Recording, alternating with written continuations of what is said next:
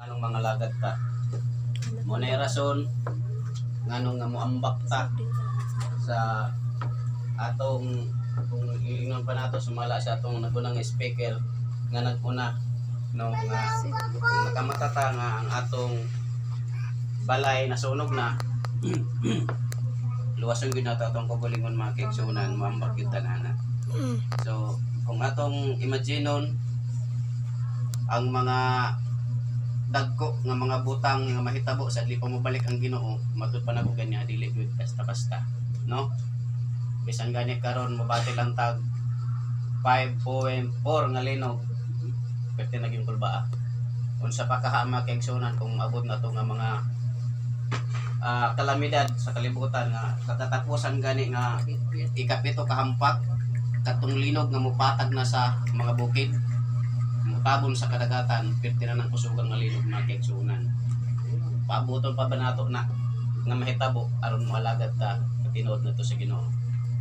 So dili na nato nahulaton nga maabot pa na nga katalagman mga kaigsunan kay wala ta mahibalo sa atong kinabuhi kanos ara gyud tataman no meaning kabuntagon padayon ta ang hinungdan nganong mga lagad ta bisag unsa karon nga sikta mga kaigsunan ang rason kay moadtog langit.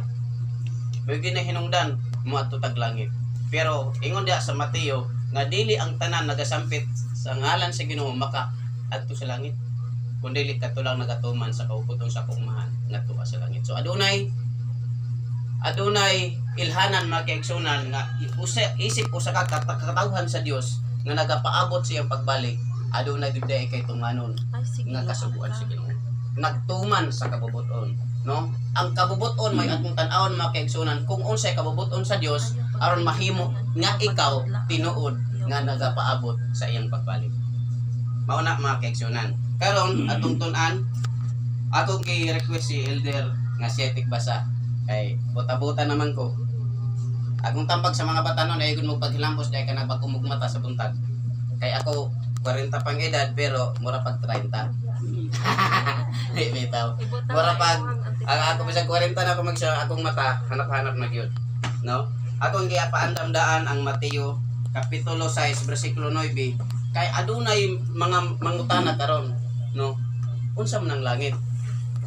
No? Unsa man ang langit ug asa ang langit? Sa inyong huna-huna ma-action. Kani atong mga bisita ato ni pangutan-on. Kinahanglan adto tay interaksyon aron ganahan pud ka. Langit na. Ana gyud. No. Pero sila atong pangutan-on der. Asa gyud ang langit? Alang sa inyo hamay kaigsunan. Di ba? Makayong kita tag taas di ba no? Ang uban mangutan na pa asa gyud ang langit. Karon aron masayod ka ang balang kasulatan may atong patubagon mga kaigsunan. Kay basig pag-ingon ang mga katawan nga nagbuot-buot ra si Banog diha. No, Biblia atong pasultihon mga kaigsunan. Palihog ko diha pagbasa. Usa pag-ampo kamo sa ingon niini nga paagi. Amahan namo nga naa sa langit pagabalaan unta ang imong ngalan. Okay.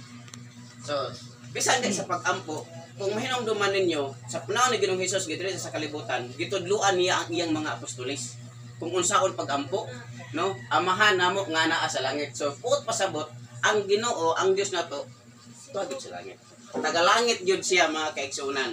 Tuwa gyud sa langit, no? Atong hinumduman nga ang langit dili gyud mahanduraw kung unsa kanindot. Kung atong imaginon karon ang giawit sa atong mga batanon, langit nga gihandom ko, wa nay kasakit, ang kamatayon dili na modulot. No? Mga problema wala na sa langit mga kaigsunan. Mapitaw nang maingon ta sa akong bahin mga igsoon, maingon ko Ginoo, kanusa pa man kamo balik. Kapoy na kaining kalibutan puy-an.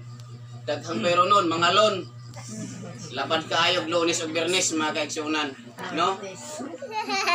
Mga balatian, mga igsoon, giantos karon sa atong barangay captain, dili basta-basta. Pero kung sa langit na ta mga kaigsunan, na makaato na ta, matud pa sa mensay sa awit, wala na balatian dito.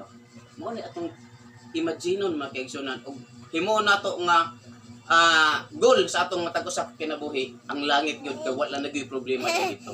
Kunya ang langit no, dili mahanduraw ang kanindot dito mga kaigsunan.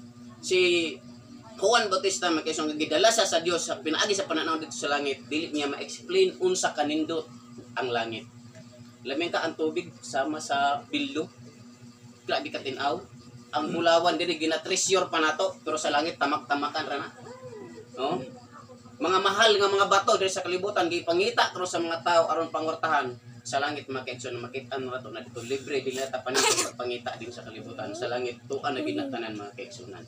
Unsa pa mga kaigsunan, do na pay uban nga mangutana asa man ang trono sa Dios. Kaya dunay uban karon sumala sa atong pagtuon kagabi nga adunay tao nga magaangkon nga siya pulis sa Dios gani na priso na. No? Ayaw lang mo kalain kung dunay mga membro. Tinuod gyud na mga kaigsunan. Usa na siya nga nagaingon nga siya anak sa Dios, nagasimba ko ana sa una, nagalakad-lakad, naga-eskwela ko sa mga kaigsunan. Kani laging naapata sa kalibutan. Kani ang kada gahapon dito, kanang ma-employee sa barkada, mahubog yung go.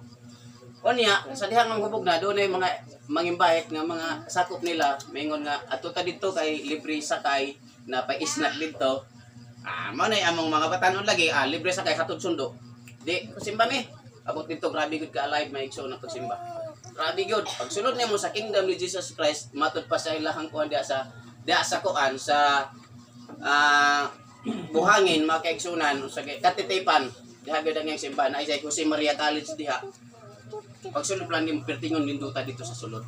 Wa gyud kay makita bisag kaming basura. Puro bermuda dito nga baga nya nindot gyud kayo mga kaigsunan. Pinlo kayo ang iyang sulod sa simbahan mo igsoon. No? Kunya abot dito, isnag, driving sayaw dito mga kaigsunan kay grabe ka live ang mga kanta dito. Mahuwasan ang mga hubog dito mga kaigsuon. Mahuwasan. Pag uli, okay na mi. Pero akong nahinumduman nga kung si Kabuloy na mo ampo, makahilak katong na yung mga sala.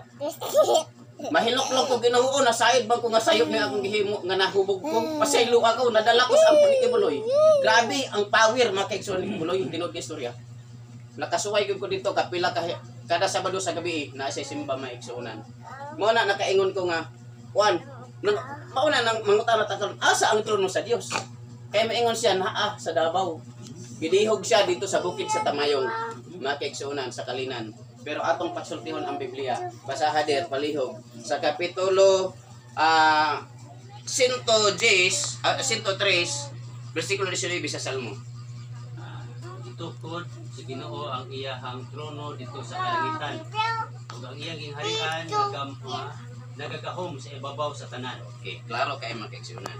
Ang trono sa Dios, gingharian gitukod dito sa langit. Wala diri sa kalibutan. No? Mo itong handom mo mga kaigsuonan. Kay kaning gitukod sa mga tao nga gingharian diri sa kalibutan, magun-og ra gid na mga kaigsuonan. No ba ko lang tanaminaw sa mga kalamidad, mga baha karon, mga gira na pailinog mga kaigsuonan. Unsa may kahitsura sa gingharian sa kalibutan kung naa man galing, di ba? Wala gyud mga igsoon.